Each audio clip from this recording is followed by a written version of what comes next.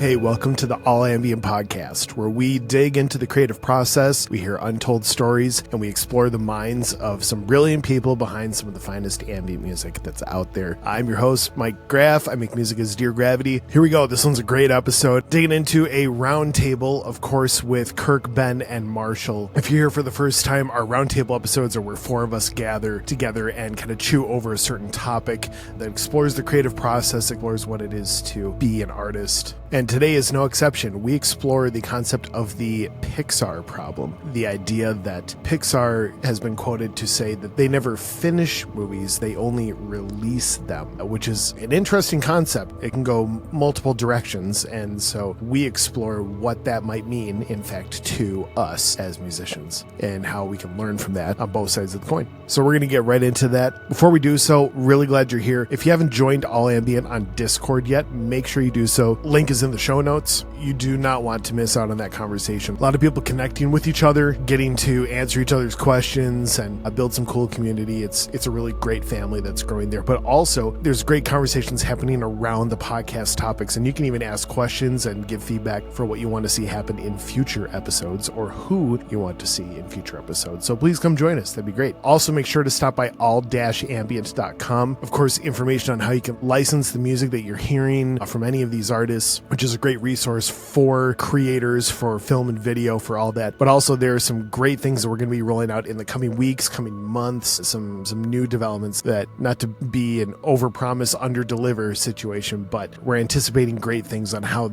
these can be valuable resources for a lot of people in a couple different camps. So I will stop teasing that at some point and they will just be a reality, but make sure to just be up to speed on all things at all-ambient.com and join All Ambient on Discord. But enough housekeeping. Let's dig in. Let's get right to it. Here is this week's roundtable discussion.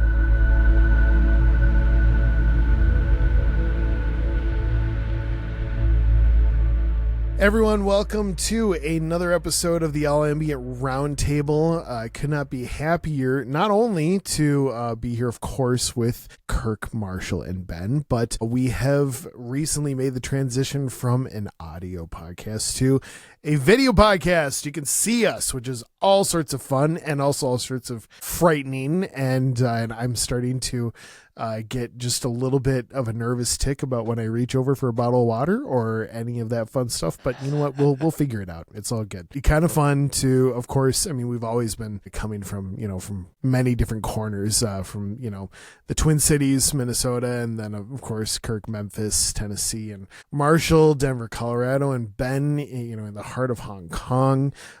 Just wild that we get to do this. Always grateful for every chance we get to be together. Hi, guys. Good to see you. Yeah. Hey, What's going on? Awesome to be here. Yeah. Fun. Okay, so would love to dig right in on the conversation for this week. And I'm dubbing this, a little bit of a preface. This is a subject that we've kind of touched on a little bit in previous roundtables. And that doesn't mean that I'm trying to make something out of nothing. I just wanted to give this particular question enough breathing room, enough for us to kind of chew on it a little bit. But I am officially calling this roundtable the Pixar Problem. And for anyone who is aware, and I reference the Pixar story all the time, but it's the idea, and it's, for anyone who's listening who's unaware, Pixar, of course, who has been making, incredible movies for decades at this point. Pixar was, and, I think the story goes, there were multiple people within the organization who all kind of agreed on this point together, that the Pixar, they never really finish movies. Like they have said out loud, like they do not finish their movies ever. They just simply release their movies. And the mindset behind that, of course, is that left unchecked, they would find granular things to continually work on any given movie for the rest of time. Could take extra months, could take extra years, and just keep tweaking, keep adding this, subtracting that, beautifying that, like all of that, which is a very real thing, right? But they simply decide at some point to just say, you know what?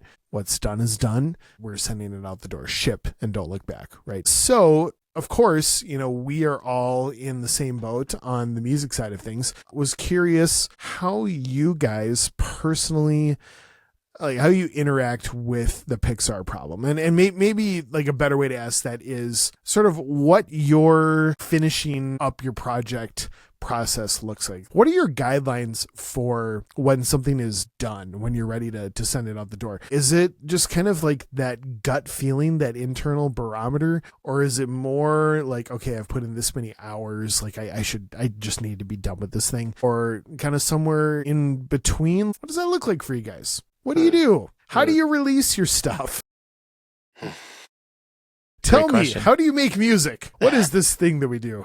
Well, because so they're shaping it. They're shaping it as the Pixar ahead, problem. Yeah. Right. Are they saying the problem is they can't finish anything, and so they Great question. Yeah. Great question, Kirk. I will try to be smarter about this. So the Pixar problem being that left unchecked, they would choose to just geek out and keep tweaking any, name your favorite Pixar movie, but keep tweaking said Pixar movie instead of shipping it out the door and sort of saying, you know what, like it's good enough. And really it's, one could say like, what's your ROI? What's your return on investment? You spent another 3 months on this thing that made it 0.5% better in this one place. And then somebody else could argue, well, that 0.5% was the thing that made it the best. Yeah, we just, you never know. But I think the problem is more so, when do we finally just say, okay, we need to send this? Like it is okay for certain things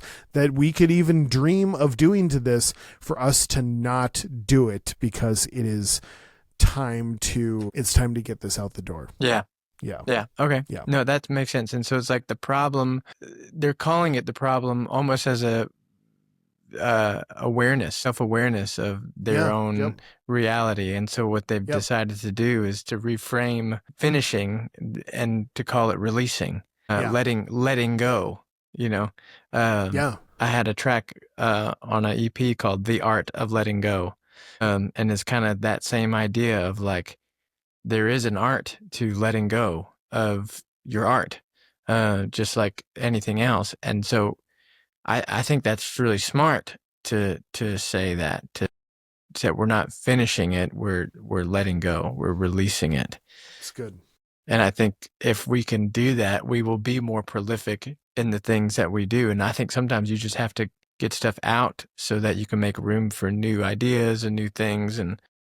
And obviously they have artistic integrity. Obviously they are, right. They're telling a story, they're bringing emotion, they're creating beautiful things, and we don't know the depths of how much more they feel like they could take things, but obviously they're feeling like they've taken it to a place where they're telling a story and they're bringing emotion and beauty into their project.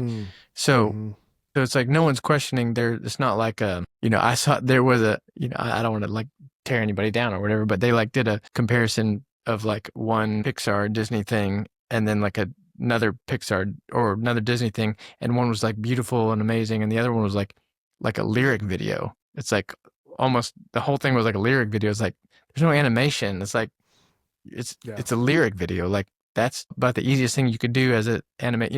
So whatever. It's like that feels like you're not really letting go. That feels like you're just pushing out, and that's a different thing. Yeah. So I would say, like, how do you know when it's done? How do you know when to let go? For me personally, it comes down to distractions and emotions. So I will listen until I feel like there's nothing that's distracting me away from the emotion that I'm trying to communicate. And if something pulls me out of that moment, I will look up at the timer and I'll write it down. I'll work and I'll kind of get it to where I like it. And then at some point I stop. I get up my little timer, or I just look at the timer thing. I get my little pad and pen, and I'll listen top to bottom. And I will not stop the track. I'll just let it hit play. And then I will just write down, I'll listen, and I'll try to listen as a listener, not as the person who just worked on all these things. Listen as a listener. And then anytime I'm distracted, pulled out of this moment, whether it's like a bass spiked there or this weird tick or this whatever, I'll just make a little note. And then I'll stop, make those adjustments, reset, reframe, do it again. And then once there's no notes, at that point, it's done. In my mind, I'm ready to let it go. I don't want to interrupt you. Yeah, I don't want to fully quantify it, but like when you do that, I mean, are you listening through that like 5 times or like 20 times, or like is that like it takes about an hour or it takes a full afternoon? Depends. Or, on how well I executed all the stuff leading up to that moment where I'm like, I have no more ideas. I feel like it's good, but I don't know. So it could be 3 times and it could be done. It could be 3 times and then shut down for the day and do 2 more times the next day. Or 3 minutes. A lot of times I like to do something where I do a couple passes right at the end of the day or the end of that session and then stop and go to sleep or eat lunch or do something like walk away, just go away from it and then come back and I listen to it one time and then I'll catch two or 3 other things. Something I used to do, I don't do anymore, but when I was working with other artists like in my studio and stuff, or I'd let my wife come and listen or let anybody else come into the room and listen, just that act alone is all of a sudden you're like, my bass is way too loud, or that melody could be stronger. Or it's like something about another person. And I don't do that as much now, and that it would probably be a good practice.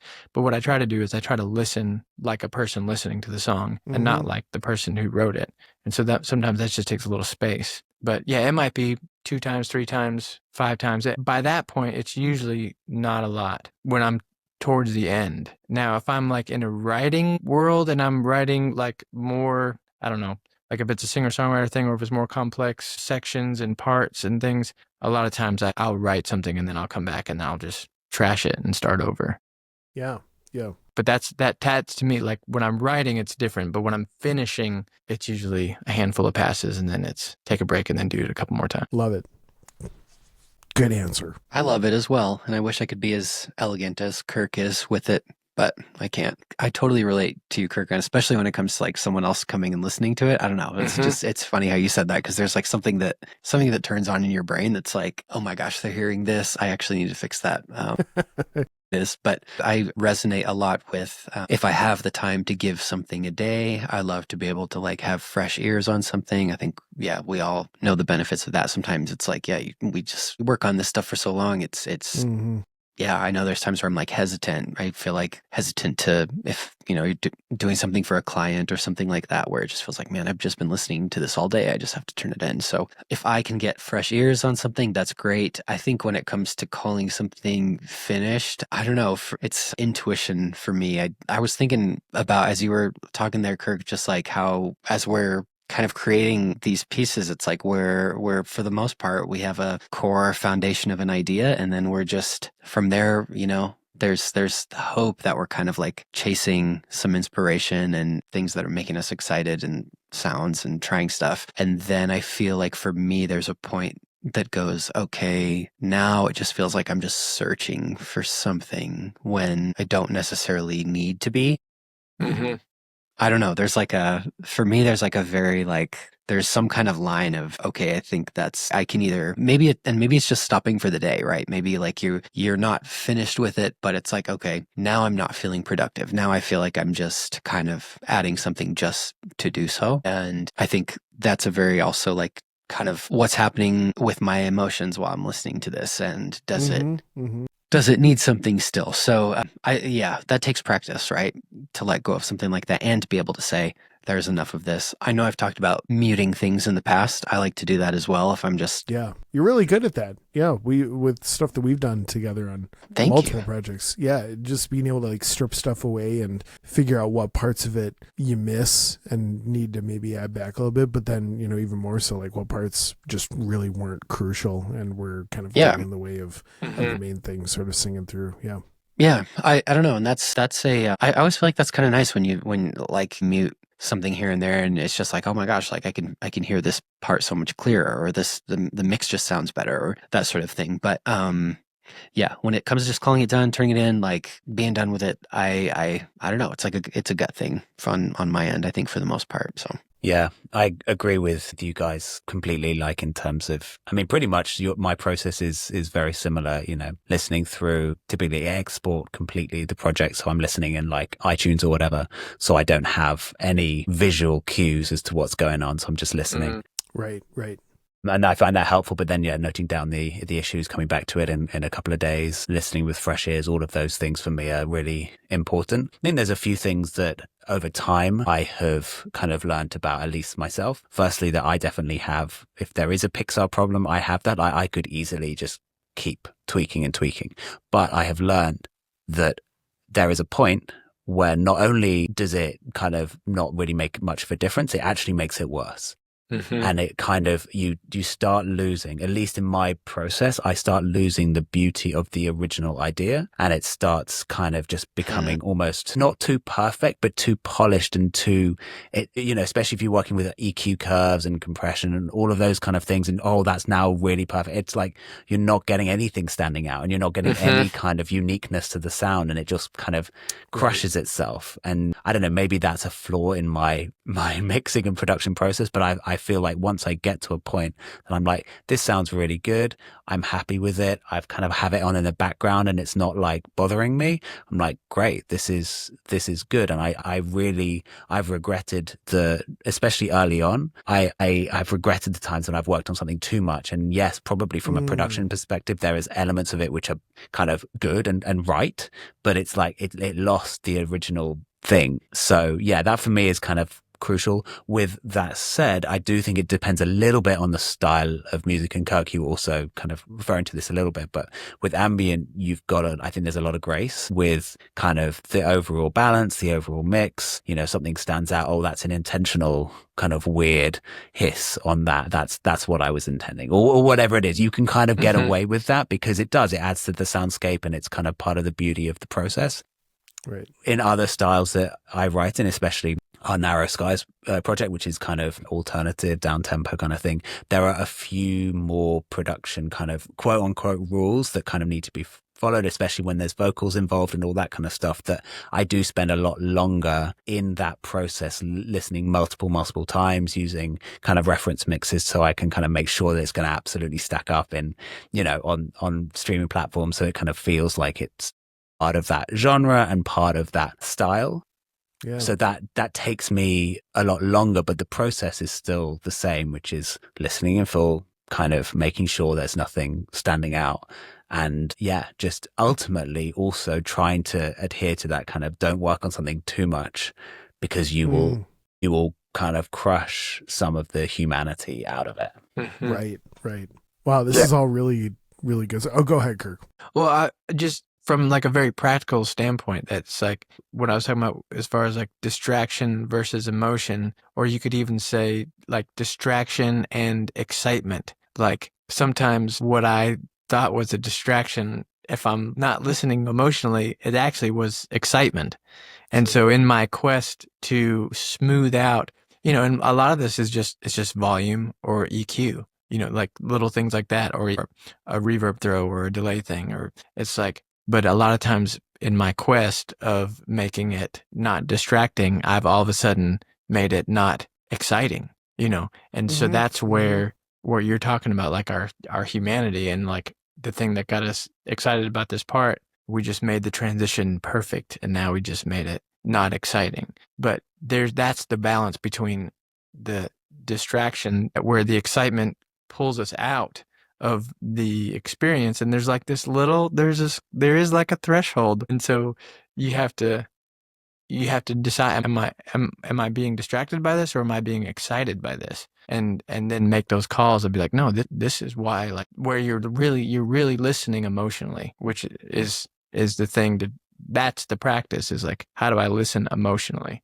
And then I think a lot of times you make better decisions, and usually quicker, instead of like, okay, what's more emotional, 5K or 2.5K or whatever, it's right. Okay, what made me excited? Let's just do that. Yeah.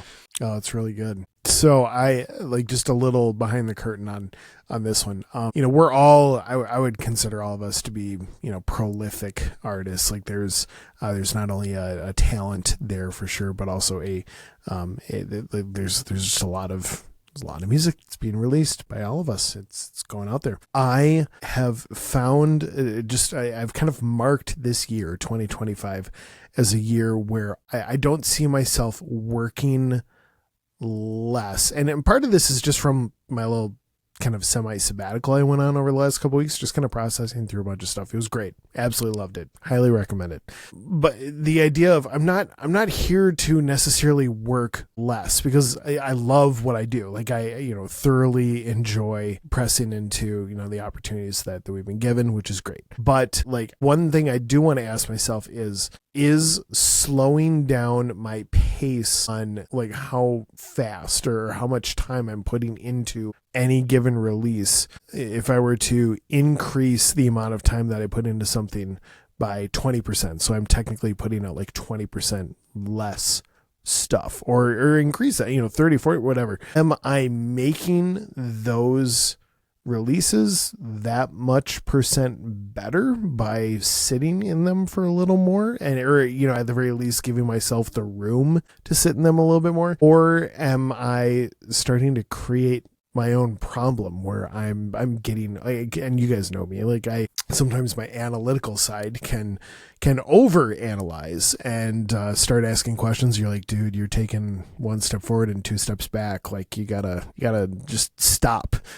So I know that there's kind of a fine line there where I might be creating issues rather than eradicating issues with this. But so I'm asking myself the question, am I going to hear and feel, like just as an artist, as releasing this, am I going to feel like I've put that much more into that it just feels that much more arrived by slowing down my pace just a little bit? And whether it takes, like Kirk said, or all you said, 3, 5, 10, 20 listens, whatever, that, giving it the time that it deserves, as opposed to, okay, cool, well, here's my window of time that I had for this collab project, and I worked on it as much as I could, send it out the door, there it goes. Like, there are pros and cons to it for sure. And I know that I will probably benefit a little bit, but I also don't want to start talking myself into a downward spiral and then not releasing anything and truly giving myself the Pixar problem that is in fact a thing. And I want to bat it back over to you guys, but I just, it's funny.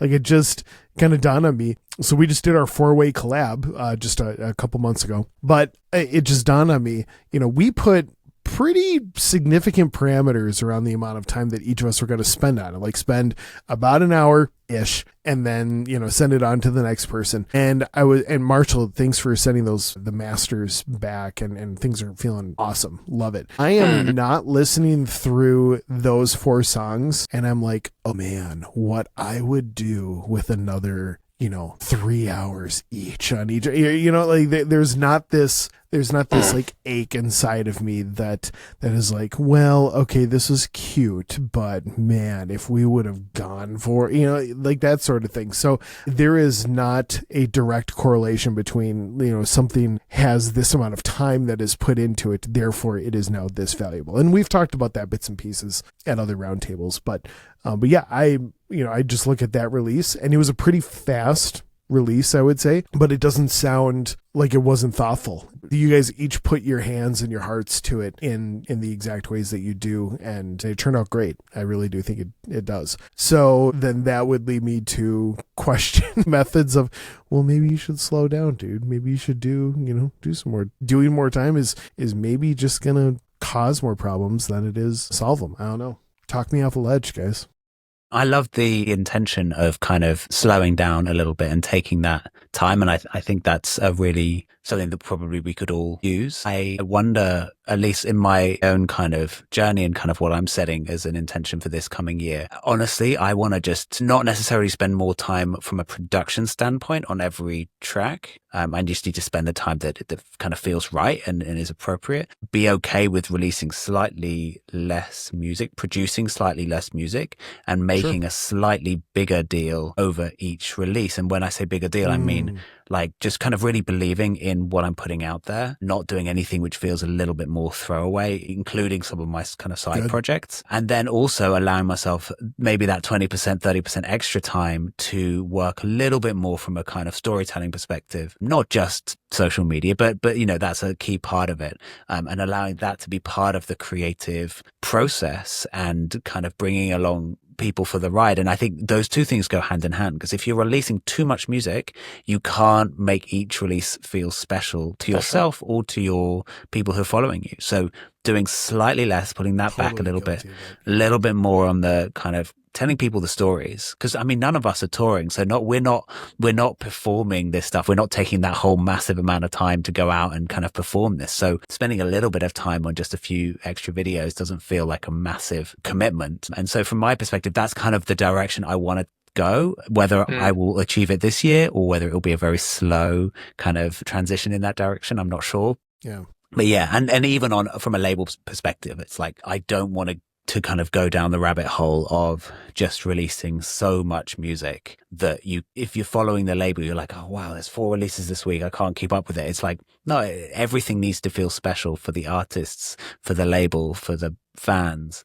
Like it needs to have that kind of, that kind of unique feeling, and the stories behind it, I think, are a key part of that. That's good. That's so good. To where it's like, it's not, the question isn't like, how much time am I spending on this particular piece, but like, how much time am I dedicating to, or what's the quantity of output that feels sustainable for my life, and then coming back to like, I'll spend the time that it takes, because I believe I can do this much music in a sustainable way. And if a track takes 4 hours, great. If it takes 16, that's fine, because I've committed to this much music, and I'm not gonna stress out about, am I doing enough? Yeah. I think where I'm at in life is like, if I'm gonna spend time on something, what I want to spend time on is really kind of just the craft of music. I want to enjoy playing. I want to enjoy learning. I want to enjoy discovering new combinations of notes that make me excited and explore sound.